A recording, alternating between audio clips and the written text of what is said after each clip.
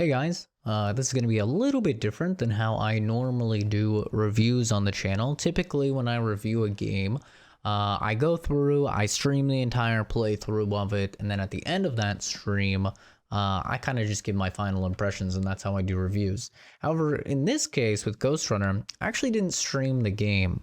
I played it on my own, off stream. I know, it's crazy. I do that with some video games from time to time. Sometimes I just don't feel like streaming.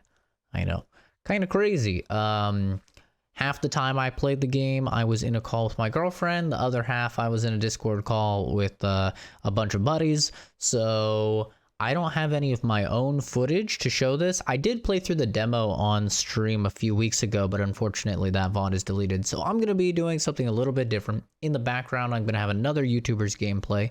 This is Shirako, so feel free to check out their playthrough of it, but I'm gonna have their gameplay in the background while I talk and give my review of Ghostrunner. So Ghostrunner is a future cyber ninja, cyberpunky video game that is extremely hard. It feels a lot like Mirror's Edge, where there's a lot of parkour, there's wall running, there's sliding, there's jumping, there's some dashing. It sort of feels like if you were to mix together, if you were to mix like Mirror's Edge, I'll turn it down for you guys so it's not that loud. But if you were to mix Mirror's Edge, Doom Eternal, and then maybe just like a sprinkle of Hotline Miami, then that's exactly what Ghostrunner would feel like. And all in all, I'm gonna be giving you guys my impressions, and then I'll start with the pros, I'll give you the cons, and then I'll kind of tell you what my biggest issue is with the game. But going into the pros, as you can probably see from this gameplay, hopefully the bitrate and stuff on the video is high enough. The game itself is very, very pretty. The movement is extremely fluid. It feels great to do. They give you a lot of tools in your arsenal so that you can navigate the world and dispatch your foes. But really, the highlight of the game for me, at least, is the combat. I think the combat is really where this game strives. When I said it has a sprinkle of Hotline Miami, what I meant was you kill every enemy in the game, besides bosses, with one hit. However, they also kill you in one hit. So that's kind of the sprinkle of Hotline Miami, right? Is if you get hit, you're done. You're going back to the checkpoint. You don't have to worry about load screens or anything like that. It's very fast. You tap R, you're back at your checkpoint, you're going into it, and you're gonna die a lot. I died 412 times on my first playthrough of the game, which is a lot of times. And honestly, I felt that most of those were fair deaths. There were a few times where I felt like, okay, I should have wall ran on this wall, but I just fell to my death. But overall, it's not that big of a deal just because of how fast you can load back in.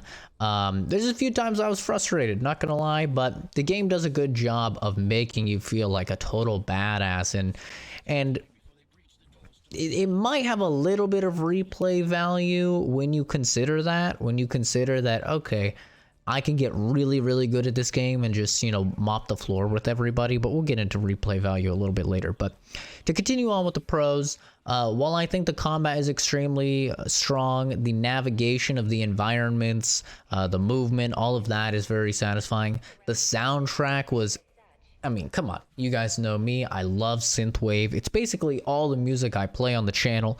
People are always saying, oh, you're copying Dr. Disrespect and stuff. No, dude, I just like fucking synthwave. It's literally like the only music I listen to other than classical. So, obviously, the soundtrack is right up my alley. I absolutely love and adore synthwave, and this has it all in spades. The voice acting was quite good. I would say the architect, or in this case, Whisper, that you're seeing here, I'd say that his voice acting is probably the weakest out of all of them, but everybody's voice acting is pretty okay. It's not too shabby. And in terms of performance, I think the game runs all right. I was playing on a Ryzen 7 3700X. and a RTX 3070 Super in 1440p, and I had all high settings, and I was averaging about 90 to 100 FPS. So performance is satisfactory for sure. But let's get into the negatives, because I do think that there are some serious negatives. One, this is a negative for me personally. I don't like platformers. I did not know this game was going to be such a fucking platformer, but it is. This game is probably 60-40. 60% platforming, 40% like actual combat and shit. To me personally, I would have preferred it to be like Doom Eternal, where it's like 80% combat, 20% platforming. I'm not a fan of platforming. If you are, more power to you. But this isn't like Mirror's Edge platforming, where there's multiple ways that you can actually approach a scenario, right? It's not like that. In this game, there is one path that you can go, and you have to go that one path, and you have to stay the path. And so if it did have a little bit more, you know, branching paths, sort of like Mirror's Edge, I'd probably be more okay with the platforming. But unfortunately, it doesn't. And whenever you have to go to Cyber Void, which you're seeing on the screen here, this is all like kind of doo-doo. Collect 7 of these orbs and platform around, and this is where the game really slows down, and I'm not a fan of. I saw in Critical's review, he said that this game is just constant nuts to butts action, and what you're seeing right here, I mean, I don't know if you see any nuts pounding any butts, but I don't personally. All I see is a fucking snore fest. This is where the game really slows down for me with the Cyber Void. So the pacing, I think there's some serious pacing issues, and the platforming really only serves to break up the combat, which I think is the highlight of the game and why most of us are even playing the game. So that was a little bit of a bummer for me. Also, a negative that I expected to be a negative is that the story is just not very good. It's not very interesting. There's not a lot to it. It goes about exactly as you think. They try and do some stuff that they don't think you're going to expect, and I expected it from the very beginning, called it from the very beginning. So it didn't once surprise me. It's perfectly serviceable. It's okay. It's not the worst thing I've ever seen in the world, but it's not why you're playing the game. And then the last bit of negative that I would say is that this game has absolutely no replayability in my mind. And it's only a 5 or 6 hour game. And that's with me dying 412 times. So if you're dying less, you could probably play through this game in like 2 hours or an hour and a half, or who knows, right? And you know, when it comes to Outer Worlds and other games where people have said, oh, well, you can beat the game in 30 minutes or whatever, I never judge a game by how fast you can beat it, right? Because most people aren't going to be beating the game that fast. I judge a game by how long it's going to take the average person. And the average person is probably going to beat this game in 6, maybe 7 hours if they're really dying a lot and having issues. Please note also, there's no difficulty options in the game. So, you know, and I don't really know how they would do difficulty options, since you die in one hit and you kill enemies in one hit. I think the game is perfectly balanced around that. And I have no idea, without maybe adjusting enemy spawns or something, how they could feasibly have a difficulty option. But because there's no difficulty option, there's no replaying the game on a harder difficulty or anything like that. This game is just purely a one and done, in my opinion.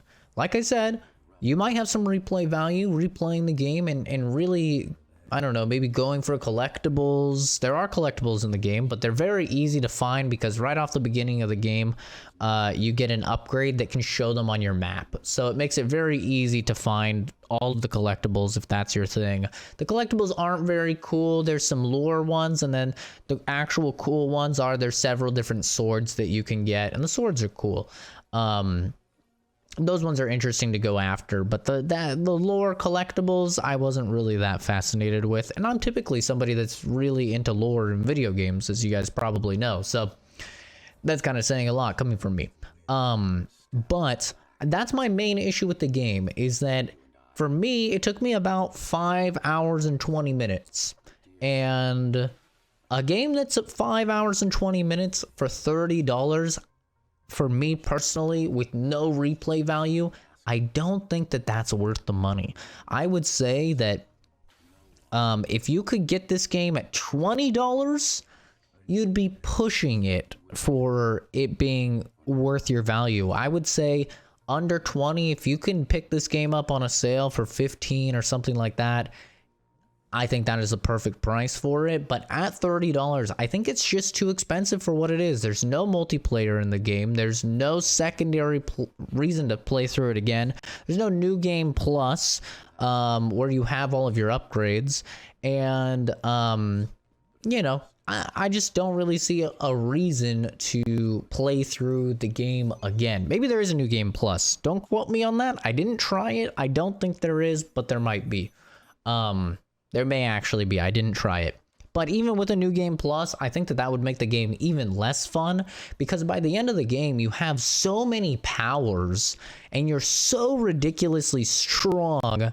You get one power in particular that when you put in the upgrades for it, it actually kind of just breaks the game. It makes it so stupidly easy that there's areas that are designed for you to really have a difficult time, and you can just use this one ability and kill like 8 enemies at once. It's actually absurd how strong it is. So, and as you're seeing right here, I mean, this is the vast majority of the game. It's using your grapple, it's dashing, it's wall running. Like, the vast majority of the game is this platforming, and I just feel like I wish there was more of that combat, because the combat is so good.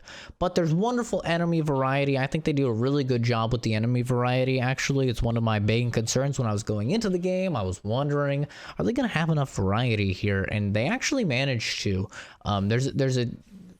I think every single enemy is good, except there's these annoying robots that I fucking despise, and there's these suicide bombers that I absolutely fucking despise as well, because you just have to run away from the suicide bombers. It's really stupid. But all in all, I think the game is quite enjoyable. Evaluating it as a $30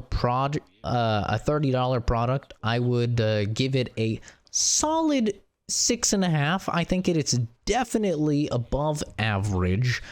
Remember, on my rating scale, a 5 is an average game, a 6 is above average, so 6.5 is a solidly above average title.